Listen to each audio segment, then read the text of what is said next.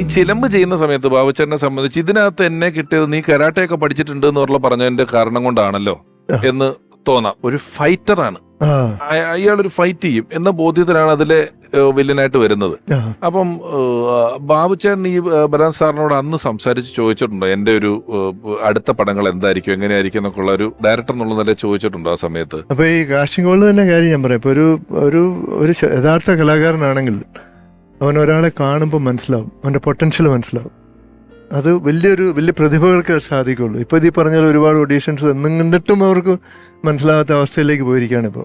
അതൊരു പക്ഷേ ഈ ചെയ്യാൻ പോകുന്ന ക്യാരക്ടറെ നമുക്ക് ഷൂട്ട് ചെയ്ത് എടുക്കേണ്ട ഒരു ക്യാരക്ടറെ കുറിച്ചുള്ള ഇവരുടെ ഒരു വലിയ ബോധ്യമാണ്. പ്രതിഭകൾക്ക് അത് മനസ്സിലാവും പെട്ടെന്ന്, അത് ചെയ്യാൻ പറ്റുമെന്നുള്ള എന്റെ ഒരു കാൽക്കുലേഷൻ. അതെ, അത് ഞാനെന്ന് ഇവിടെ ഒരു തവണ പറഞ്ഞിട്ടുണ്ട്. അതിലൊക്കെ ഇപ്പൊ നമ്മൾ വേണമെങ്കിൽ ഒരു ഡയറക്ടർ വേണ്ടെന്ന് വെക്കുന്ന കാര്യം, നമ്മുടെ താരും തളരും എന്നുള്ള പാട്ട് എടുക്കുമ്പോൾ, അപ്പം ഞാനൊരിക്കൽ രവീന്ദ്ര മാസ്റ്റർ എപ്പിസോഡിൽ പറഞ്ഞിട്ടുണ്ട്, ഹരിമുരളീരവം എന്ന് പറയുന്ന പാട്ടിന്റെ വിഷ്വലിൽ 2 കൊലപാതകമുണ്ട്. ഹീറോ 2 പേരെ കുത്തിക്കൊല്ലുന്നുണ്ട് ആ പാട്ടിൽ. നമ്മൾ ആ പാട്ടിന്റെ ഒരു സ്വഭാവവും കൾച്ചറും ഒക്കെ വെച്ചിട്ട് നമ്മൾ ഒരിക്കലും വിചാരിക്കില്ല ഇതുണ്ടെന്ന്. എന്ന് പറയുന്ന പോലെയാണ് താരും തളിരും എന്ന് പറയുന്ന പാട്ടില് കരാട്ടയുണ്ട് കുറെ നേരം. അതിന്റെ ബീജത്തില് ബാബുചേട്ടൻ നഞ്ചുക്ക് ഇറക്കുന്നു, പിടിക്കുന്നു, വലിക്കുന്നു എന്നൊക്കെ ഉണ്ട്. അത് ഷൂട്ട് ചെയ്യുമ്പോൾ ഇത് പാട്ടിലേക്കുള്ളതാന്ന് അറിയാമായിരുന്നു, പറഞ്ഞിരുന്നു. BGM ഒക്കെ ഇട്ടിട്ടാണ് അവർ ചെയ്തത്. BGM ഇട്ട് ചെയ്തത് അല്ലേ, അല്ലാതെ ഒരു മൊണ്ടാജ് എടുത്ത് ചേർത്തതല്ല. ആ സമയത്ത് അത് പുള്ളി എന്നോട് പറഞ്ഞു. പുള്ളി എല്ലാം വളരെ വ്യക്തമായിട്ട് പറഞ്ഞു തരും. അതുപോലെ തന്നെ ഭയങ്കര ഒരു ഫ്രണ്ട്ലി ആയിട്ടുള്ള ഒരു ഡയറക്ടറാണ്. ഞാനൊരു ഡയറക്ടറാണെന്നുള്ളൊരു സംഭവം ഒരിക്കലും പുള്ളി കാണിക്കാറില്ല. പുള്ളി വളരെ രാവിലെ വന്നിട്ട് ഒരു സ്റ്റൂളിലോട്ട് കയറി ചമ്പരം പറഞ്ഞിരുന്നിട്ട് അങ്ങനെ ചെയ്യടാ, അങ്ങനെ ചെയ്യ്, ഇങ്ങനെ ചെയ്യ്, അത് മതി. അപ്പോൾ നമ്മളെന്തെങ്കിലും സജഷൻ പറയുകയാണെങ്കിൽ പറയാം, അത് നോക്കട്ടെ കൊള്ളാമല്ലോ, എന്നാൽ അത് നീ അത് ചെയ്യും. അങ്ങനെയൊക്കെയുള്ളൊരു സംഭവമാണ്. എനിക്ക് ആ സമയത്ത് നല്ല പ്രോട്ടോകോൾ ഉണ്ടായിരുന്നില്ല. ഡയറക്ടർ നടനൊക്കെ പറയുന്നത് ഭയങ്കര പ്രോട്ടോകോൾ ഉള്ള സമയമാണ്. വലിയ അന്തരമുള്ള സമയത്താണ് ഈ പുള്ളി എനിക്ക് തോന്നുന്നു ഒരു 10-100 വർഷം നേരത്തെയുള്ള ചിന്താഗതിയായിരുന്നു, മുന്നിലോട്ടുള്ള ചിന്താഗതിയായിരുന്നു. അപ്പൊ പുള്ളി അന്ന് പറയായിരുന്നു, എടാ നീ ഇപ്പോൾ ഒരു ഫ്രെയിം ചെയ്യുമ്പം 30 വർഷം കഴിഞ്ഞാലും ആ ഫ്രെയിം പുതുതായിട്ട് തോന്നണം, അങ്ങനെ നീ പെർഫോം ചെയ്യാവുള്ളൂ. അപ്പൊ അങ്ങനെ മുൻവിധി ഒരുപാടുള്ള ഒരു 10-100 വർഷം മുന്നിൽ ചിന്തിക്കുന്ന ഒരു മനുഷ്യനായിരുന്നു. അത് കഴിഞ്ഞ് വീണ്ടും പ്രണാമം എന്ന് പറയുന്ന ചിത്രത്തില് ഒരു കോളേജ് ക്യാമ്പസിലെ ബാബുച്ചേട്ടൻ അന്ന് ഗേറ്റിംഗ് ചെന്ന വേഷം, മറ്റേ യൂത്ത് പരിപാടിയിലിട്ട് വാളി സ്റ്റുഡന്റ്, പോലീസിനെ കാണുമ്പോൾ സ്ഥലം അടിക്കും, അല്ലാത്ത സമയത്ത് കീ പറഞ്ഞ് നടക്കുന്ന ഒരു പ്രത്യേക ക്യാരക്ടറാണ്. അപ്പൊ ഭരതേട്ടൻ്റെ 3 സിനിമകളിലും, അതായത് ചിലമ്പിലെ വേഷവും പ്രണാമത്തിലെ വേഷവും പിന്നെ അതിലൊക്കെ എത്രയോ ഡിഫറെന്റ് ആയിട്ടുള്ള ഒരു വൈശാലിയിലെ വേഷം. അപ്പൊ അതേ പറഞ്ഞു പുള്ളിയുടെ ആ പ്രതിഭ ഇങ്ങനെയൊക്കെ ചെയ്യാൻ ഇവനെ കൊണ്ട് പറ്റും എന്ന് പുള്ളി മനസ്സിൽ കണ്ടു. അല്ലെങ്കിൽ വേഷം തരില്ലല്ലോ. അല്ല, അതാണ് അത് വളരെ സക്സസ്. പ്രണാമത്തിലൊക്കെ വേഷം അന്ന് മാത്രമല്ല, എന്റെ സബ്ജക്റ്റിനൊക്കെ ഒരു കാലത്തെ അതിജീവിക്കുന്ന തീർച്ചയായിട്ടും സബ്ജക്ട്, ഇപ്പോഴത്തെ കാലത്ത് നടക്കുന്ന സംഭവങ്ങളാണ്. ഇപ്പൊ കണ്ടാലും ആ സബ്ജക്റ്റിന് റെലവൻസ് ഉണ്ട്. ഡ്രഗ് അബ്യൂസും കാര്യങ്ങളും ഒക്കെ ഇപ്പം നമ്മുടെ സൊസൈറ്റി നടക്കുന്ന കാര്യങ്ങളാണ്. ഇങ്ങനെ 30 വർഷം മുമ്പ് അതുപോലെ പിന്നെ ചാമരം, അന്ന് ഒരു ടീച്ചറുമായിട്ടുള്ള പ്രണയമൊക്കെ അന്ന് ഭയങ്കര സംഭവമാണ്. ഇന്നാണെങ്കിൽ ഓക്കെ, പ്രേമം എന്ന് പറയുന്ന സിനിമ വന്നപ്പോ ഒരുപാട് പേര് അന്ന് പറഞ്ഞു ഇതിന്റെ ഒരു നൂല് എന്ന് പറയുന്നതിനകത്ത് ചാമരത്തിൽ വന്ന അതുപോലും ഇല്ല. ഞങ്ങള് ചിലമ്പിനെ കുറിച്ചും പ്രണാമത്തിനെ കുറിച്ചുമൊക്കെ സംസാരിച്ചുകൊണ്ടിരിക്കുകയായിരുന്നു. അപ്പൊ ആ സിനിമകൾ പറയുമ്പോൾ അതിലെ പാട്ടുകളെ കുറിച്ച് തീർച്ചയായിട്ടും പറയേണ്ടതായിട്ടുണ്ട്. തീർച്ചയായിട്ടും ബലരാം സാറിന്റെ ഒരു പ്രത്യേകത, അദ്ദേഹത്തിന്റെ സിനിമകളിലെല്ലാം പാട്ടുകൾ ക്യാരക്ടറുകളായിരുന്നു എന്നുള്ളതാണ്. അതായത് ഒരു പാട്ടങ്ങ് കട്ട് ചെയ്താൽ ചിലപ്പോൾ കഥ മുറിഞ്ഞു പോകും. പാട്ടിനകത്ത് കഥകൾ ഉണ്ടായിരുന്നു, അതിനകത്ത് സീനുകൾ പാട്ടിനകത്ത് ഉണ്ടായിരുന്നു. പല പാട്ടുകളും അങ്ങനെ തോന്നുന്ന പാട്ടുകളാണ്. എങ്ങനെയാണ് ഒരു ബന്ധം? ഭരതേട്ടനും ഞാനും ഏറ്റവും ആദ്യം കാണുന്നത്, ഭരതേട്ടൻ ഞാൻ കാണുന്നത് ദേവരാജൻ മാസ്റ്റർ കളരിയിലാണ്. അവിടെ ഭരതേട്ടൻ്റെ പടം ഡയറക്ഷൻ ചെയ്യുന്ന പടത്തിന് സംഗീതം ഒരുക്കാൻ വരുന്ന സമയത്ത് ഞാൻ അവിടെ വയലിനൊക്കെ വായിച്ചുകൊണ്ടിരിക്കുന്നുണ്ടാവും. ഞാനൊരു വളരെ ചെറിയ പയ്യൻ, 20 വയസ്സൊക്കെ 21 വയസ്സ് പ്രായം. അപ്പോൾ ഭരതേട്ടനെ കണ്ട വഴിക്ക് എന്തോ ആ മുഖത്ത്, എനിക്ക് ഭരതേട്ടൻ തൃശ്ശൂർക്കാരനാണ്, അദ്ദേഹം വലിയൊരു സംവിധായകനാണ് എന്നുള്ളത് എനിക്കറിയില്ല. ഞാൻ വയലിൻ വായിച്ച് കിടക്കുന്നു, എനിക്ക് ദേവരാജൻ മാഷാണ് എൻ്റെ ദൈവം, ബാക്കി ആരും അറിഞ്ഞുകൂടാ. അപ്പോൾ ഭരതേട്ടൻ എന്നെ ഇങ്ങനെ കണ്ടു, വയലിനൊക്കെ ഞാൻ എപ്പോഴും പുറത്തൊക്കെ വായിച്ചുകൊണ്ടിരിക്കുക. ഭരതേട്ടൻ എൻ്റെ അടുത്ത് വന്നിട്ട്, എവിടെയാണ് എൻ്റെ സ്ഥലം? തൃശ്ശൂർ. ആ തൃശ്ശൂരാണോ? ഞാൻ എന്നിട്ട് ഭരതേട്ടൻ തന്നെ പറഞ്ഞു, ഞാൻ ഭരതൻ, അപ്പോഴേക്കും അറിയാം ഭരതൻ സംവിധായകനാണ്, ഇത് പറയുന്നത് ഗുരുവായൂർ കേശവൻ, രതി നിർവേദം, ഈ പടങ്ങളൊക്കെയാണ്. അന്ന് എന്തോ എനിക്ക് അറിഞ്ഞൂടാ, ഭരതേട്ടന് ഞാൻ വയലിൻ വായിക്കുന്നത് കാണാൻ വലിയ ഇഷ്ടമാണ്. സത്യത്തിൽ ഈ വയലിനാണ് അദ്ദേഹം എന്നെ ഇഷ്ടപ്പെടാനും ഇതെല്ലാം ചെയ്യാനുള്ള കാരണം. അദ്ദേഹത്തിന് ഞാൻ വയലിൻ വായിക്കുന്നത് ഇഷ്ടപ്പെട്ടതുകൊണ്ട് എൻ്റെ വയലിനിലുള്ള ആ ഒരു വിഷ്വലും അതിൻ്റെ സൗണ്ടൊക്കെ അദ്ദേഹത്തിന് ഭയങ്കര ഇഷ്ടമാണ്. സംഗീതം ഭയങ്കര ക്രേസാണ് ഭരതേട്ടന്. അങ്ങനെ അതിൽ നിന്നാണ് ആരവെന്ന് പറഞ്ഞ സിനിമയ്ക്കൊക്കെ. അതാണ് ഞാൻ അറിഞ്ഞത്. അത് ആരവെന്ന് പ്രേക്ഷകരോടും കൂടി പറയാണ്, ആരവെന്ന് പറയുന്ന പടത്തിലൊരു നിരാശ കാമുകൻ, ഒരു ചെറിയ കാമുകൻ, ഒരു വയലിൻ അവിടെ ഇവിടെയൊക്കെ നിന്ന് വയലിൻ വായിക്കുന്ന ഒരു വേഷത്തിൽ അഭിനയിച്ചിട്ടുണ്ട്. അഭിനയം കഴിഞ്ഞാണ് മ്യൂസിക് ഡയറക്ഷനിലോട്ട് വരുന്നത്. അതെ, തീർച്ചയായിട്ടും അഭിനയം കഴിഞ്ഞിട്ടാണ് മ്യൂസിക് ഡയറക്ഷൻ. ഫസ്റ്റ് എൻട്രി സിനിമയിലേക്ക് വയലിനിസ്റ്റ് ആയിട്ടൊക്കെ ഞാൻ പിന്നെ അത് ബിഹൈൻഡ് പിന്നണിയിൽ പ്രവർത്തിച്ചിട്ടുണ്ട്. പാട്ടുകൾക്ക് ഓർക്കസ്ട്ര വായിക്കാൻ ചെയ്യുന്നുണ്ട്. അതെ, പക്ഷെ മുന്നണിയിൽ വരുന്നത് അഭിനേതാവായിട്ടാണ്. അപ്പൊ അതിനും കാരണം വയലിനാണ് കേട്ടോ. പക്ഷേ ആ വയലിനായതുകൊണ്ട് മാത്രം ഭരതേട്ടൻ എന്നെ പിന്നീട് വിളിക്കുന്നൊന്നും ആരും കരുതണ്ട. ഭരതേട്ടന് ഞാൻ അതിൽ വായിച്ചിരിക്കുന്ന ബിറ്റുകള് ഞാൻ ലൈവായിരുന്നു അന്ന് റെക്കോർഡിങ്. അതായത് ഈ സിനിമയെ നമ്മൾ കേൾക്കുന്ന ബിറ്റുകൾ ലൈവായിട്ട് വായിച്ചിട്ടുള്ളത് റീക്രിയേറ്റ് ചെയ്തു. വീണ്ടും വായിച്ചു.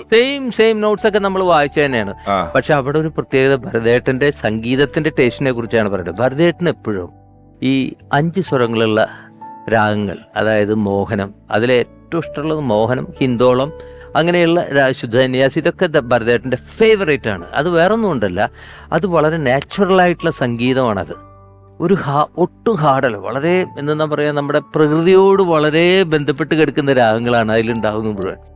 അപ്പം ഞാൻ ഇതൊന്നും അറിഞ്ഞിട്ടല്ല കേട്ടോ, ഇങ്ങനെ ഒരു പ്രതീക്ഷയൊന്നും വെച്ചിട്ടല്ല ഞാനതിൽ ആ സീൻ, അത് ടോട്ടലി അവിടെ ഒരു അന്തരീക്ഷം എന്ന് പറയുന്നത് മൊത്തം ആ ഹൊഗനയ്ക്കൽ വെള്ളച്ചാട്ടവും ഇതെല്ലാം കാണുമ്പോൾ എൻ്റെ മനസ്സിൽ മോഹനമാണ് വരുന്നത്. അപ്പൊ ഞാൻ മോഹനത്തിൽ കുറെ ബിറ്റുകൾ വായിച്ചു. പിന്നീട് ദേവദൂതന്റെ ഒക്കെ ഒരു ഇൻസ്പിറേഷൻ അതിൽ നിന്നാണ്.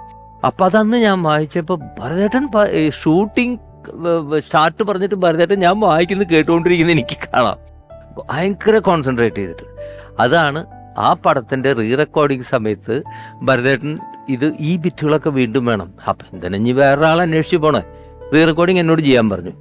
എനിക്കാണെങ്കിൽ യാതൊരു താല്പര്യം ഉണ്ടായിരുന്നില്ല. അപ്പോൾ ഭരതേട്ടന് നിർബന്ധം.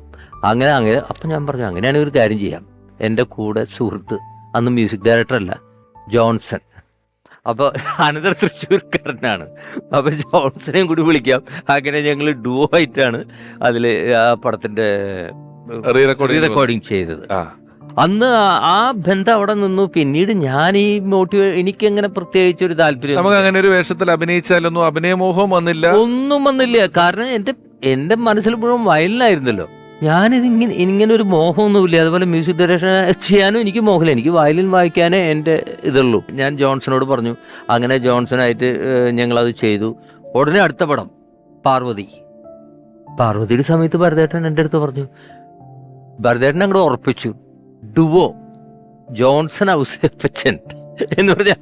അപ്പൊ അതിനുള്ള ഭരതേട്ടന്റെ കണ്ടുപിടുത്തങ്ങളെ കുറിച്ച് ഭരതേട്ടൻ അന്ന് വീട്ടിലൊക്കെ പറഞ്ഞിട്ടുണ്ട്. റേഡിയോയിൽ അന്ന് വരും, എന്തെന്ന് ഞാൻ കണ്ടുപിടിച്ച മുത്തുക്കൾ എന്നൊക്കെ പറഞ്ഞിട്ട് എന്തൊക്കെയോ ഭരതേട്ടന്റെ ഇന്റർവ്യൂവിൽ ഭരതേട്ടൻ ഇങ്ങനെ പരാമർശിച്ചിട്ടുണ്ട്. അപ്പൊ അത് ഭരതേട്ടൻ മനസ്സിൽ കെടുക്കുന്നുണ്ട്. അതുകൊണ്ട് ഭരതേട്ടൻ പറഞ്ഞു, നിങ്ങൾ രണ്ടുപേരും വീണ്ടും, അതിൽ പാട്ടുണ്ടായിരുന്നില്ല, പാട്ടോട് കൂടിയിട്ട് ചെയ്യാൻ പറഞ്ഞു. ശരി, അപ്പൊ ഞാൻ ഭരതേട്ടൻ്റെ ചോദിക്കുന്നുണ്ടല്ലോ, നമ്മൾ ചെയ്യാം എന്ന് പറഞ്ഞ് ഞാൻ ജോൺസന്റെ അടുത്ത് പറഞ്ഞു. അപ്പൊ ജോൺസൺ പറഞ്ഞു, അതെ ആ പരിപാടി പറ്റില്ല, ഒന്നുകിൽ നീ ചെയ്യേ അല്ലെങ്കിൽ ഞാൻ ചെയ്യും, ഡുവോ പരിപാടി വേണ്ട, നീ ഭരതേട്ടനോട് പോയി പറഞ്ഞേക്കെന്ന് പറഞ്ഞു. അപ്പൊ ഞാൻ ഭരതേട്ടനായിട്ട് വളരെ അടുപ്പമാണ്. കാരണം ഈ ആരവം സിനിമ കഴിഞ്ഞിട്ട് ആ ഒരു വൈബ് ഉണ്ടല്ലോ, ഭരതേട്ടൻ ഇടയ്ക്ക് എന്നെ വീട്ടിലേക്കൊക്കെ വിളിക്കും. എന്നിട്ട് നീ അതൊന്ന് വായിച്ചേടാ വയലിൻ. ഞാൻ വെറുതെ വീട്ടിലിരുന്ന് വയലിൻ വായിച്ചുകൊണ്ടിരിക്കും. ഭരതേട്ടൻ എന്തെങ്കിലുമൊക്കെ വരച്ചുകൊണ്ടിരിക്കും, അല്ലെങ്കിൽ എന്തെങ്കിലും സ്കൾപ്ചേഴ്സ് ഉണ്ടാക്കിക്കൊണ്ടിരിക്കും. ഭരതേട്ടൻ്റെ ചിന്തയിലാണ്, അതിനകമ്പടിയായിട്ട് ഞാൻ വയലിൻ വായിച്ചുകൊണ്ടിരിക്കും. അങ്ങനെയാണ്. അപ്പം ഞാൻ ഭരതേട്ടനോട് പറഞ്ഞു, ഭരതേട്ട ജോൺസൺ എങ്ങനെ പറഞ്ഞു, ജോൺസൺ ചെയ്തോട്ടെ, എനിക്ക് അങ്ങനെ അതിൽ വലിയ ഇതില്ല, ഒരാളെ ചെയ്യുള്ളൂ, ഞാനല്ലെങ്കിൽ Johnson is interested, let him do that.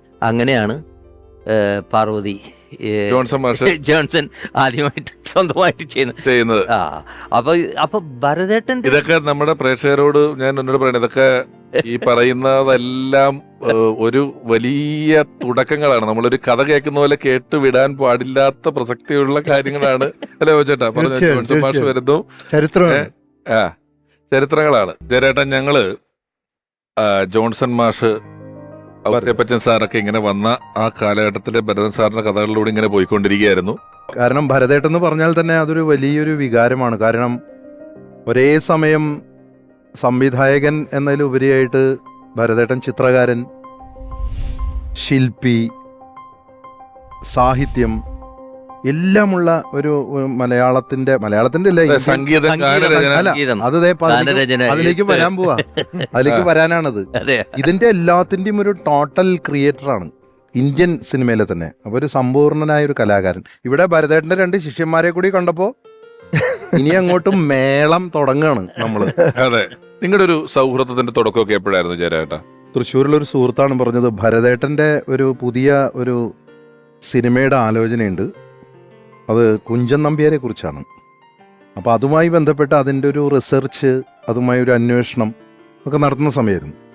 അപ്പോൾ എന്നോട് പറഞ്ഞു, ഒന്ന് പോയിട്ട് ഭരതേട്ടനെ കാണാം. അപ്പോൾ ഞാൻ പറഞ്ഞു, ഭരതേട്ടനൊന്നും കാണാൻ എനിക്ക് പറ്റില്ല, കാരണം സച്ച് എ ഗ്രേറ്റ് ഡയറക്ടർ, നമ്മളെന്ത് പറയാൻ, അല്ല നമുക്കൊന്ന് പോവാം. അങ്ങനെ വടക്കാഞ്ചേരിയിലെ എങ്കക്കാട്ടുള്ള വീടിന്റെ ഒരു തിണ്ണയിൽ ഇങ്ങനെ കാലിങ്ങനെ മടക്കി ഇങ്ങനെ ഒരു ഇരിപ്പുണ്ട്, ഇങ്ങനെ മുടിയും ഇങ്ങനെ ആയിട്ട് ഇങ്ങനെ. അപ്പം ഞാനിങ്ങനെ ചെന്ന് എന്നെ പരിചയപ്പെടുത്തി. അപ്പം എന്നോട് ചോദിച്ചു, നീ എന്താണ് ചെയ്യുന്നതെന്ന് ചോദിച്ചു എന്നോട്. ഞാൻ പറഞ്ഞു, ഞാനൊരു 1 man പെർഫോമറാണ്, സോളോ പെർഫോമൻസ് നടത്തുന്ന ആളാണ്. അത് പുള്ളിക്ക് വളരെ ഇഷ്ടപ്പെട്ടു. സോളോ പെർഫോമൻസ് അതൊക്കെ ഉണ്ടോ നമ്മുടെ നാട്ടിൽ? ഇത് 95-ലാണ് കേട്ടോ, 94. അപ്പോൾ പറഞ്ഞു, അങ്ങനെ ഞാൻ അതിൻ്റെ ഒരു പെർഫോമൻസിൻ്റെ വഴിയിലുള്ള ആളാണ്. അപ്പോൾ പുള്ളി പറഞ്ഞു, എനിക്കൊന്ന് കാണണം നീ എന്തൊക്കെയാണ് ചെയ്യുന്നത്. ഇത് ഭരതേട്ടൻ്റെ മുമ്പിൽ പെർഫോം ചെയ്യാണ്. പുള്ളി ചിരിയോട് ചിരി, അതായത് ആക്ടേഴ്സിനെയും MT സാറിനെയും ONV സാറിനെയും സുകുമാർ അഴീക്കോട് മാഷയും ഇതൊക്കെ അവതരിപ്പിക്കുന്ന കണ്ട് പുള്ളി ചിരിയോട് ചിരി. അതിനിടയ്ക്ക് ഞാൻ ഈ കുഞ്ചൻ നമ്പ്യാരുടെ കവിതകൾ അതും ഇതിനകത്ത് മിക്സ് ചെയ്യും. കാരണം ഒരു വിഷയം പറയാൻ വേണ്ടി ഏറ്റവും ഹ്യൂമറിൽ ഏറ്റവും സാധ്യതയുള്ളൊരു കവി കുഞ്ചൻ നമ്പ്യാരാണ്. അപ്പോൾ ഇതിങ്ങനെ പറഞ്ഞപ്പോൾ എന്നോട് ചോദിച്ചു, ഒരു കാര്യം ചെയ്യണം, കുഞ്ചൻ നമ്പ്യാരെ കുറിച്ച് എനിക്ക് കുറച്ച് കാര്യങ്ങൾ അറിയണം. അനുഗ്രഹ സിനി ആർട്സ് VBK മേനോൻ ഇങ്ങനെ ഒരു പ്രോജക്റ്റ് പ്ലാൻ ചെയ്യുന്നുണ്ട്, അപ്പോൾ നിനക്കതിൽ എന്തെങ്കിലും ചെയ്യാൻ പറ്റുകയാണെങ്കിൽ നമുക്ക് ഒന്നിച്ചിരിക്കാം എന്ന് പറഞ്ഞ് അവിടെ വെച്ച് കുറേ തമാശയൊക്കെ പറഞ്ഞ് ഞങ്ങൾ പിരിഞ്ഞു. അപ്പോൾ ഞാൻ വേറൊരു കാര്യം കൂടെ അങ്ങോട്ട് എടുത്തിട്ടു, അദ്ദേഹത്തിൻ്റെ മനസ്സിൽ കയറാൻ വേണ്ടി. ഞാൻ പവിത്രേട്ടൻ്റെ ഒരു അടുത്ത ആളാണെന്ന് പറഞ്ഞു. ഈ ഭരതേട്ടൻ്റെ ഏറ്റവും അടുത്ത സുഹൃത്താണ് പവിയേട്ടൻ. അപ്പോൾ ആ പവി നിന്റെ ഫ്രണ്ടാണോ? എന്നൊരു കാര്യം ചെയ്യും, നാളെ നീയും പവിയും കൂടെ ഞാനിവിടെ ഉണ്ടാവും, മറ്റന്നാളെ പോകുന്നുള്ളൂ. അനുഗ്രഹ മേനോൻ ചേട്ടൻ്റെ ആ സംഭവം മാറ്റി, നാളെ നീയും പവിയും കൂടെ വൈകുന്നേരം ഇങ്ങോട്ട് വാ. ആ ഇരിപ്പ് 3 ദിവസമായിരുന്നത് എന്ന് പറഞ്ഞാൽ അവിടെ സംഗീത സാന്ദ്രമായ വലിയൊരു അവിടെ ഒരു ഫാം ഹൗസ് ഉണ്ട്, അവിടെയൊക്കെ പശുക്കൾ മേഞ്ഞു നടക്കുന്നു. അവിടെ സംഗീതം, അവിടെ നർമ്മം, അവിടെ മഹാഭാരതം, അവിടെ കുഞ്ചൻ നമ്പ്യാര്. ഈ പറഞ്ഞ ഇല്ലത്തെ ഒരു വലിയൊരു കൗതുകമുള്ളത്, ആർട്ട്, ഈ ഗന്ധർവ ക്ഷേത്രം എന്ന് പറയുന്ന ഒരു പടത്തിലോ മറ്റേ ആർട്ട് ചെയ്തിട്ടല്ലേ തുടക്കമൊക്കെ? അല്ല, അതിന് മുമ്പേ ഉണ്ട്. അതായത് ഗന്ധർവ ക്ഷേത്രത്തില് ഡയറക്റ്റ് അങ്ങ് പുള്ളിയെ ആർട്ട് ഡയറക്ടറാക്കി. അതിനു മുമ്പേ വിൻസെന്റ് മാസ്റ്ററുടെ ഒരുപാട് പടങ്ങൾക്ക് ആർട്ട് അസിസ്റ്റന്റ് ആയിട്ടൊക്കെ വർക്ക് ചെയ്തിട്ടുണ്ട്. ഗന്ധർവ ക്ഷേത്രത്തിലാണ് ആർട്ട് ഡയറക്ടർ. അതിന്റെ പോസ്റ്റർ, ഗന്ധർവ ക്ഷേത്രത്തിന്റെ പോസ്റ്റർ കണ്ടിട്ടാണ് ഫാസിൽ സാറ് നെടുമുടി വേണുചേട്ടനോട് പറയുന്നത്, നീ നോക്ക്, ആ പോസ്റ്റർ നോക്ക്, അതിൽ തന്നെ ഒരു വലിയൊരു പുതുമയുണ്ട്. അങ്ങനെയാണ് ഈ ആർട്ട് ഡയറക്ടർ. പിന്നെ അസോസിയേറ്റ് അസോസിയേറ്റ് ഡയറക്ടറാണ് ചെണ്ട എന്നൊരു സിനിമയിൽ. പിന്നെ പൊന്നാപുരം കോട്ട എന്ന് പറഞ്ഞ സിനിമയിൽ ആ കോട്ടയൊക്കെ ഭരതേട്ടന്റെ ആർട്ട് വർക്കാണ്. ആ സിനിമയുടെ അവസാനത്തിൽ അതൊക്കെ കത്തിച്ച് കളയുമ്പോൾ നമുക്ക് സങ്കടം വരും. ഇപ്പോഴും പൊന്നാപുരം കോട്ട, ഞാൻ ഈ അടുത്ത കാലത്ത് വടക്കൻ പാട്ട് സിനിമകൾ അത് കാണുമ്പോൾ പൊന്നാപുരം കോട്ടയിലത്തെ സെറ്റൊക്കെ കണ്ടാൽ ഞെട്ടിപ്പോവും. ഈ ആർട്ടും സെറ്റും പറയുമ്പോൾ നമ്മൾ നിർബന്ധമായും പറയേണ്ട ഒരു പടത്തിലേക്ക് എത്തുന്നത് വൈശാലി എന്ന് പറയുന്ന സിനിമയാണ്. വൈശാലിയുടെ തുടക്കത്തിൽ തന്നെ ടൈറ്റിൽ തന്നെ ഒരു ട്രോളിങ്ങനെ പോവാ, എത്ര നേരമാണ് അതിനകത്തൊരു തലയൊട്ടി കൂടെ ഒരു പാമ്പ് കയറി പോകുന്നു, ഒരു വൾച്ചർ, ഒരു കഴുകൻ അവിടെ നിൽക്കുന്നു. അവിടെ തൊട്ട് പോയിട്ട് ഈ മോണിറ്റർ ഇല്ലാത്ത കാലത്ത് ഇതിന്റെ ഒരു ജഡ്ജ്മെന്റ് ഉണ്ടല്ലോ, ഇത് മോണിറ്റർ ഇല്ല, ഗ്രാഫിക്സ് ഇല്ല, ഇതൊന്നും ഇല്ലാത്ത സമയത്താണ് വൈശാലി ചെയ്യുന്നത്. ആ സിനിമയില് ഞാൻ ഭാവിച്ചോണ്ട് ചോദിക്കട്ടെ, ആ സിനിമയില് ഈ ലോമപാത മഹാരാജാവ്, അംഗരാജ്യത്തെ രാജാവ് എന്ന് പറയുന്നത്, അതിനു മുമ്പ് ചിലമ്പില് കരാട്ടക്കാരനാണ്. അതിനു മുമ്പുള്ള പടത്തിനകത്ത് താനി മറ്റേ ഡ്രഗ് അഡിക്റ്റ് കോളേജ് കുമാരൻ, വിത്ത് കീറിയ ജീൻസും ബെൽറ്റും വിപ്ലവും. പിന്നെ ഒരു വളരെ സാത്വികനായ നിന്ന് വളരെ പവർഫുൾ ആയ കാര്യങ്ങൾ എടുക്കുന്ന എന്നാൽ രാജ്യത്തിന്റെ ദുഃഖം മനസ്സിൽ നമ്മുടെ ശബ്ദം മറ്റേ ഡബ് ചെയ്ത് പ്രസാദ് സാറല്ലേ, പ്രസാദ് സാറിന്റെ ശബ്ദം, പ്രസാദ് സാറിന്റെ ഇദ്ദേഹത്തിന്റെ അതിനെ ചോദിച്ചോ, എന്നെ കാസ്റ്റ് ചെയ്ത് എന്തുകൊണ്ടാണെന്ന് ചോദിച്ചിട്ടുണ്ടോ ഭരതേട്ടനോട്? ഭരതേട്ടനോട് ചിലമ്പൊക്കെ കഴിഞ്ഞ സമയത്ത് ഭരതേട്ടന്റെ വലിയൊരു ഡ്രീമായിരുന്നു ഈ വൈശാലി എന്ന് പറയുന്നത്. ഒരു 10-15 വർഷമായിട്ട് മനസ്സിൽ കൊണ്ടുവരുന്ന ഡ്രീമാണ്. അപ്പം മഹാഭാരതത്തിലെ ഇങ്ങനെ ഒരു വൺ ലൈൻ, ഇങ്ങനെ ഒരു അംഗരാജ്യത്ത് മഴയില്ലായിരുന്നു, ഋഷിസിംഗൻ വന്ന് മഴ പെയ്ച്ചു എന്നൊക്കെ പല പ്രൊഡ്യൂസേഴ്സിനോടും പറഞ്ഞിട്ട് അത് അങ്ങോട്ട് ഏക്കുന്നില്ല. ഋഷിസിംഗനായിട്ട് പല ആൾക്കാരും മാറി വന്നു, വിനീതൊക്കെ ആദ്യം വന്നിരുന്നു, ഇതെല്ലാം ചരിത്രമൊക്കെ എന്നോട് പറഞ്ഞിരുന്നു. അപ്പോൾ എന്നോട് പറഞ്ഞു, എടാ നിന്നെ കാണുന്നതിന് ഞാൻ 5 വർഷം മുമ്പ് ഒരു സ്കെച്ച് വരച്ചിരുന്നു. എന്നിട്ട് ആ സ്കെച്ച് എന്നെ എടുത്ത് കാണിച്ചു. കറക്റ്റ് എൻ്റെ രൂപമാണ്, അബ്സല്യൂട്ട്. ആ അപ്പോൾ പുള്ളി പറഞ്ഞു, നിന്നെ ഞാൻ ആദ്യം കണ്ടപ്പോൾ നീ പൂനായിന്ന് വരിക എന്നൊക്കെ പറഞ്ഞ് കണ്ടപ്പോൾ എൻ്റെ മനസ്സിൽ വന്നത് അംഗരാജാവാന്ന് പറഞ്ഞു. പക്ഷെ അന്നത്തെ ആ ഒരു സാഹചര്യത്തിൽ ഞാൻ 10-22 വയസ്സേ ഉള്ളൂ. ആരും അങ്ങനെ അങ്ങോട്ട് സമ്മതിക്കുന്നില്ലായിരുന്നു, പ്രൊഡക്ഷനാണെങ്കിലും. പക്ഷെ ഭരതേട്ടൻ്റെ മനസ്സിൽ ഇതായിരുന്നു. അപ്പോൾ പലരും വേഷമിട്ടു കാര്യങ്ങളൊക്കെ. ഞാനവിടെ മൈസൂരിൽ ചെല്ലുമ്പം, അതായത് ഒരു ദിവസം എന്നെ ഭരതേട്ടൻ ഈ ബോംബെ കാസ്റ്റിങ്ങിൻ്റെ സമയത്ത് ഞാനുണ്ടായിരുന്നു. ഞാനവിടെ ഹത്യ എന്ന് പറഞ്ഞ പൂവിന് പുതിയ പൂന്തന്നലിൻ്റെ ചെയ്തുകൊണ്ടിരിക്കുമ്പോൾ എന്നോട് ഭരതേട്ടൻ വിളിച്ചു പറഞ്ഞു, എടാ ഞങ്ങൾ അങ്ങോട്ട് വരിക, സൺ ആൻഡ് സ്റ്റാൻഡിലെ ഒരു റൂം പറഞ്ഞു വെച്ചേക്കാൻ പറഞ്ഞു. അപ്പോൾ അങ്ങനെ അവർ വന്നു. അന്ന് കാസ്റ്റിംഗ് നടന്നുകൊണ്ടിരിക്കുക. അപ്പോൾ അന്നേരം ഞാനിതെല്ലാം കാണുന്നുണ്ട്. അപ്പം വൈശാലിയെ കാസ്റ്റ് ചെയ്യുന്നു. ഋഷിസിംഗിനെ കണ്ടുപിടിച്ചത് ഞാനാ. ഋഷിസിംഗിനെ കണ്ടുപിടിച്ചത് കണ്ടുപിടിച്ചത് അതന്ന് ലിൻഡാസ് എന്ന് പറഞ്ഞൊരു ആഡ് ഏജൻസി ചെന്നിട്ട്, അപ്പോൾ എക്സിസ്റ്റിംഗ് മോഡൽസ് ഒക്കെ നോക്കിയിട്ടൊന്നും ഭരതേട്ടന് പോരാ. അപ്പം ഞാൻ ഈ റിജക്റ്റഡ് ആൽബം വെച്ചിരിക്കുന്ന റൂമിനകത്തോട്ട് കയറി. അപ്പോൾ അതായത് അവര് റിജക്ട് ചെയ്ത ആൾക്കാർ, ഈ മോഡലിംഗ് കമ്പനി റിജക്ട് ചെയ്ത ആൾക്കാരിൽ നിന്നാണ് സിനിമയ്ക്ക് പറ്റിയ ഒരാളെ നായകനെ കൊണ്ടുവരുന്നത്. അപ്പൊ ഞാൻ അതിനകത്ത് കയറി പൊട്ടി പിടിച്ച കുറെ ആൽബങ്ങള്, അതിനകത്ത് 2 ദിവസം ഇരുന്നിട്ട് 5 പേരെ സെലക്ട് ചെയ്ത് കൊണ്ടുവന്നു. അതിലൊരാളാണ് ഋഷി സഞ്ജയ് മിത്രയും സുപർണയോ. സുപർണ വേറെ കാസ്റ്റിംഗ് ഏജന്റ് വഴി വന്നതാണ്. അപ്പൊ അങ്ങനെ അപ്പൊ ഒന്നും ഞാൻ സിനിമയിലില്ല. എന്നോട് പറഞ്ഞു, എടാ നീ ഷൂട്ടിങ്ങിന്റെ സമയത്ത് വരണം, രാജാവിന്റെ പുറകെ പടയാളിയായിട്ട് ഒരാൾ കുതിരപ്പുറത്ത് വരുന്നുണ്ട്, അത് നിനക്ക് കറക്റ്റ് എന്റെ അതിനായിട്ട് ഞാൻ വരണം എന്നൊക്കെ പറഞ്ഞ് ഇങ്ങനെ തമാശയൊക്കെ പറഞ്ഞ് അതെല്ലാം കഴിഞ്ഞ് പുള്ളി പോയി. പിന്നെ ഒരു ദിവസം ഞാൻ പൊൻകുന്നത്തെത്തിയപ്പോൾ ഒരു ഫോൺ കോൾ വന്നു. ഒരു ദിവസം ഒരു 7 മണി ഈവനിങ്ങിലാണ് ഫോൺ കോൾ വരുന്നത്. അപ്പോൾ എന്നോട് പറഞ്ഞ്, ഭരതേട്ടനെ വിളിക്കുന്നത്. അന്ന് ലാൻഡ് ലൈനിലാണല്ലോ. ലാൻഡ് ലൈൻ വിളിച്ചു, എടാ നീ പെട്ടെന്ന് മൈസൂർക്ക് വരാൻ പറഞ്ഞു. എന്തിനാ ഭരതേട്ട? എടാ നിന്റെ ആ പടയാളിയുടെ സാധനം ഞാൻ പറഞ്ഞില്ലേ. എന്നെ ഭരതേട്ട, ഇവിടുന്ന് ഞാനൊരു വണ്ടി എടുത്ത് മൈസൂർ വരേണ്ട ഫുൾ നൈറ്റ് ഓടിച്ചു വന്നിട്ട് ഞാൻ ഈ പടയാളിയുടെ വേഷം. എടാ നിന്നോടല്ലേ പറഞ്ഞു, നീ വരാൻ പറഞ്ഞു. അപ്പം ഞാൻ നമ്മുടെ മാനേജർ കൂട്ടി രാത്രിയിൽ ഡ്രൈവ് ചെയ്ത് അവിടെ ചെല്ലുന്നു. അവിടെ ചെന്ന് കഴിഞ്ഞപ്പോൾ അവിടെ 2-3 പേര് ലൊക്കേഷൻ ചെന്നു. ലൊക്കേഷൻ തന്നെ ഈ മൈസൂരിൽ നിന്നൊരു 250 കിലോമീറ്റർ ദൂരെയാണ്. അപ്പോൾ അവിടെ ചെന്ന് കഴിഞ്ഞപ്പോഴത്തെ അപ്പോൾ പുള്ളിയുടെ ഒരു ഐഡിയ ഞാൻ പറയാം. പുള്ളിയുടെ പറഞ്ഞത് ഒരു റസ്റ്റിക് ലുക്കാണ് പുള്ളിയുടെ. കൊട്ടാരം എന്ന് പറഞ്ഞു കഴിഞ്ഞാൽ ഭയങ്കര അഡോണ്ടായിട്ടുള്ള അതും ഇതുമൊക്കെ തൂക്കിയിട്ട് അങ്ങനെയുള്ള പുള്ളിയുടെ മനസ്സിലുള്ള ആ പടത്തിൽ ആ കൊട്ടാരം എന്ന് പറഞ്ഞാൽ വളരെ റസ്റ്റിക്കായിട്ടുള്ള പഴയ ലുക്ക്. അതാണ് ഓൾവേസ് പുള്ളിയുടെ മനസ്സിലുണ്ടായിരുന്നത്. അത് ഒന്നുമില്ല, കുറേ തോരണങ്ങൾ അങ്ങോട്ട് തൂക്കി ഇത്രയൊക്കെ ഉള്ളൂ. കുറേ തുണി ഇങ്ങനെ ഇട്ടു, അത് കണ്ടാൽ അറിയാമല്ലോ. അപ്പോൾ ഞാൻ നോക്കിയപ്പോൾ 1-2 പേര്, പേര് പറയുന്നില്ല, രാജാവിൻ്റെ വേഷമൊക്കെ ഇട്ട് ഇങ്ങനെ നോക്കുന്നുണ്ട്, ട്രയലൊക്കെ എടുക്കുന്നുണ്ട്. അപ്പം ഞാനിതൊക്കെ കണ്ട് ആസ്വദിച്ചു. ഭയങ്കര വേഷമല്ലേ, പണി മാർക്കറ്റൊക്കെ നല്ല പണിയിടും, ഭയങ്കര ഡയലോഗും. കാരണം കഥ എനിക്കറിയാമല്ലോ. നടക്കട്ടെ എന്ന് പറഞ്ഞപ്പോഴത്തേന് എൻ്റെ ഒരു പ്രൊഡക്ഷൻ മാനേജർ വിജയൻ എന്ന് പറഞ്ഞ പുള്ളി വന്നിട്ട് പറഞ്ഞു, ഗോളടിച്ചു. എന്ത് ഗോളടിച്ചു? ഇപ്പോൾ വരുമെന്ന് പറഞ്ഞു. അങ്ങോട്ട് എല്ലാം പറഞ്ഞു. ഞാനങ്ങോട്ട് കയറി ചെന്ന് കഴിഞ്ഞപ്പോൾ ഭരതേട്ടൻ പറഞ്ഞു, ഇങ്ങോട്ട് വേണമെന്ന് പറഞ്ഞു. ഞാൻ ചെന്നു, നീ ആ വേഷം എടുത്തിട്ടാന്ന് പറഞ്ഞു. അപ്പോൾ പടയാളിയുടെ വേഷം ഇപ്പുറത്ത്, രാജാവിൻ്റെ വേഷം ഇപ്പുറത്ത്. ഞാൻ നേരെ പടയാളിയുടെ ഇരിക്കലോട്ട് ചെന്നു. അതല്ലടാ ഇത്. അപ്പോൾ ഭരതേട്ട എന്ത്? എടാ രാജാവിൻ്റെ വേഷം എടുത്തിട്ട്. പൊന്നു ഭരതേട്ട ചങ്കടിച്ചു പോയി. കാരണം ഞാൻ പറഞ്ഞു, ഭരതേട്ടന്റെ പേര് ചരിത്രത്തിൽ ഇടം നേടിയ ലോമപാത മഹാരാജാവിന്റെ വസ്ത്രമാണത്. അത് ഞാൻ എപ്പോഴും അത്ഭുതപ്പെടുന്ന കാര്യം. നമ്മളിപ്പോ കാര്യം ഇതൊക്കെ പറഞ്ഞാലും അന്ന് വലിയ ഉരുളൻ പാറക്കല്ലുകൾ വരിക, അന്നത്തെ അരയന്ന വള്ളം, ഇവര് തുഴഞ്ഞങ്ങോട്ട് പോകുന്ന വള്ളം, മാന്, കടുവ, ഈ ശ്രീരാമേട്ടന്റെ ആശ്രമത്തിലൊക്കെ ചില സിംഹമൊക്കെ വിളിക്കുമ്പോ ഓടലും പോകലും ഒക്കെ ആയിട്ട് അല്ലേ. എന്തൊരു പടമാണ് അതിനകത്തുള്ള ആ പടം.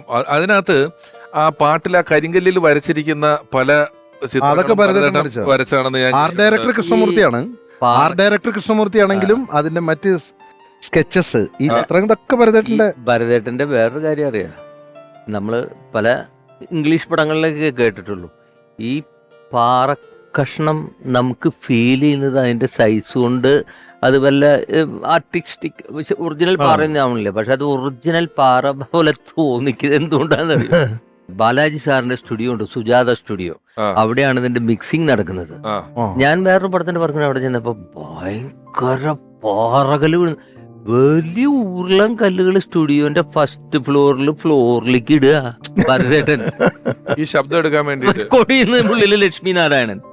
അല്ല, അത്രയും നാച്ചുറൽ ആയിട്ട് ചെയ്തിട്ടുണ്ട്. അതുകൊണ്ടാണ് യു ഫീൽ ദാറ്റ് ആ റോക്കൊക്കെ വീഴുന്നത് നമുക്ക് തോന്നിക്കുന്നത്. ഭരതേട്ടന്റെ ഫ്രെയിമിങ്ങിനെ കുറിച്ച് പറയുമ്പോൾ വ്യക്തമായ ധാരണയുണ്ട്. ഇപ്പൊ അന്നത്തെ ഈ വൈശാലിയൊക്കെ ഇറങ്ങിയ സമയത്ത് ഈ സിനിമാസ്കോപ്പ് വന്ന സമയമാണ്. അപ്പോൾ ഒരു ഡയറക്ടറുടെ ഭയങ്കര ഡ്രീമാണ് ഒരു സിനിമാസ്കോപ്പ് പടം ചെയ്യാന്നുള്ളത്. അപ്പം അന്ന് ഭരതേട്ടന് ഓഫർ ചെയ്തു, പ്രൊഡ്യൂസർ ഓഫർ ചെയ്തു, അതായത് നമുക്ക് സിനിമാസ്കോപ്പ് ചെയ്യാമെന്ന് പറഞ്ഞു. അപ്പം മധുവമ്പാട്ടും പറഞ്ഞു നമുക്ക് വേണമെങ്കിൽ അത് ശ്രമിക്കാം. ഭരതേട്ടൻ പറഞ്ഞില്ല, എൻ്റെ ഫ്രെയിം വൈശാലിയുടെ ഫ്രെയിം 35mm ആണ്.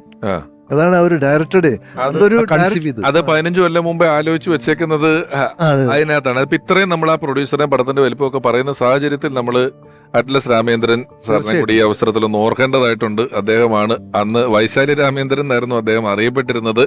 ആ സിനിമ പ്രൊഡ്യൂസ് ചെയ്യുക വഴി അത്രയും വലിയൊരു പടം അന്ന് അതുപോലെ ചെയ്തത് അദ്ദേഹമാണ്. അദ്ദേഹം നമ്മളോടൊപ്പം ഇല്ല, അദ്ദേഹത്തെ ഈ അവസരത്തിൽ ഓർക്കുന്നു. ഞാൻ ഭരതേട്ടന്റെ സിനിമകളുടെ ആരാധകൻ എന്ന നിലയ്ക്കാണ് അവിടെ ഇരിക്കുന്നത്. അതായത് വലിയ പണക്കാരുടെയോ വലിയ വലിയ സെറ്റുകൾ ഇട്ടിട്ട് വലിയ വീട്, വലിയ കാറ്, ഒരു മിഡിൽ ക്ലാസ്സിന് മുകളിലുള്ള സമ്പന്നന്മാരുടെ സിനിമകളില്ല. അതെല്ലാം മിഡിൽ ക്ലാസ്സിനും അതിന് താഴെയുള്ള ഒരു സിനിമകളാണ്. ഏതെടുത്ത് നോക്കിയോളൂ, പ്രയാണം, ഒരു അമ്പലത്തിലെ മേൽശാന്തി, ഒരു പ്രണയം, അവിടെ ആരവം, തകര, ചാമരം, ലോറി, അങ്ങനെ വരുന്ന സിനിമകളെല്ലാം നോക്കിക്കോളൂ. വെങ്കലം, അമരം എന്ന് പറഞ്ഞു കഴിഞ്ഞാൽ മത്സ്യത്തൊഴിലാളികളുടെയാണ്. വെങ്കലം എന്ന് പറഞ്ഞാൽ വെങ്കലപാത്ര തൊഴിലാളികളുടെ വെങ്കലപാത്രമാണ്. ഇതേ ആള് തന്നെ അന്ന് സമയത്ത് ഇതൊക്കെ നമ്മൾ പറയുമ്പോഴും ദേവരാഗം എന്ന് പറയുന്ന പടം 4 സംസ്ഥാനങ്ങളിൽ അന്ന് ഇറങ്ങുന്ന പടം. തീർച്ചയായിട്ടും 4 സംസ്ഥാനം. ഇപ്പൊ നമ്മുടെ ഇവിടെ നിന്നൊരു പാട്ടുകാരനോ ഡയറക്ടറോ ഒക്കെ ഇന്നത്തെ കാലത്ത് ഒരു പടം ഹിറ്റായി, അയാൾക്ക് തമിഴിൽ നിന്നൊരു ഓഫർ കിട്ടി, അയാൾ തമിഴ് ചെയ്യുന്നു എന്നൊക്കെ പറയുന്നത് വലിയ വാർത്തയാണ്. ഇവിടെ നിന്നൊരു ഡയറക്ടർ തമിഴ്. പിന്നെ അന്ന് തേവർ മകനൊക്കെ അന്ന് അവിടെ സംസ്ഥാനം വിട്ടുള്ള പരിപാടികളാണ്. അന്നേ ഇവിടം വിട്ടിട്ടുള്ള എല്ലാ ഭാഷകളിലും പടം ചെയ്യാൻ പോകും. വൻ പരിപാടിയാണ് ഈ തേവർ മകൻ. അതായത് ശിവാജി സാറ് ആ ഷൂട്ടിങ്ങിന് ഇടയ്ക്ക് പറയാണ്, എൻ്റെ സിനിമയ്ക്ക് സെറ്റ് പെയിന്റ് ചെയ്തിരുന്ന ആർട്ട് അസിസ്റ്റന്റ് ആണ് എൻ്റെ ഈ സിനിമയുടെ ഡയറക്ടർ. അത് വളരെ അഭിമാനത്തോടു കൂടിയാണ് ശിവാജി സാർ പറയുന്നത്. അന്ത ആള് താൻ ഇപ്പോൾ വളർന്ന എൻ്റെ ഡയറക്ടർ ശിവാജി സാർ. അത് നമ്മളൊരു ആർട്ടിസ്റ്റിന്റെ പൊട്ടൻഷ്യൽ ഏറ്റവും കൂടുതൽ ഒരു ഡയറക്ടർ ഊറ്റിയെടുക്കുക എന്ന് പറയുന്നിടത്താണ് ഈ വർക്ക് ചെയ്യുന്ന ആളുകൾക്ക് അംഗീകാരം കിട്ടുന്നത്.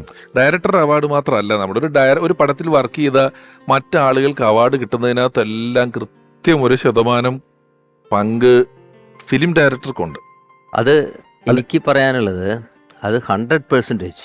സത്യം പറഞ്ഞു കഴിഞ്ഞാൽ എനിക്ക് ശരിക്കും പറഞ്ഞാൽ ഈ ലിറിക്സിനെ ട്യൂൺ ചെയ്ത് അഡ്ജസ്റ്റ്മെന്റ് എങ്ങനെയാ ചെയ്യുന്നതെന്ന് എനിക്കൊന്നും അറിയില്ല. എനിക്കൊരു ട്യൂൺ പാടാനറിയാം, ഏത് ട്യൂണും എങ്ങനെയും പാടും, പക്ഷെ അതൊരു അതിൽ ലിറിക്കൽ ഫോർമേഷൻ എങ്ങനെ ഉണ്ടാക്കാന്ന് എനിക്കറിയില്ല. അപ്പോൾ അതെന്നെ പഠിപ്പിച്ചത് ഭരതേട്ടനാണ്. അപ്പം ഞാനൊരു സ്ഥലത്ത് ഞാനൊരു ട്യൂൺ പാടി, ആ ട്യൂൺ പാടിയപ്പോൾ അതിൽ ഭരതേട്ടനൊരു വരി പറഞ്ഞു, അതിന് മാച്ച് ആവുന്നതല്ല. അപ്പം ഭരതേട്ടൻ പറഞ്ഞു, എടാ ഇത് നിന്റെ ട്യൂണിനല്ല, ഇതിനുണ്ടാക്കുക ട്യൂൺ, ആ ലിറിക്സിന് ട്യൂൺ ഉണ്ടാക്കുന്ന പറഞ്ഞു ഭരതേട്ടനാണ്. ഇത് ഇങ്ങനെ പാടിയത് ലിറിക്സിനെ ചലിപ്പിക്കുക, ലിറിക്സിനെ നൃത്തം ചെയ്യിക്കുകയാണ്.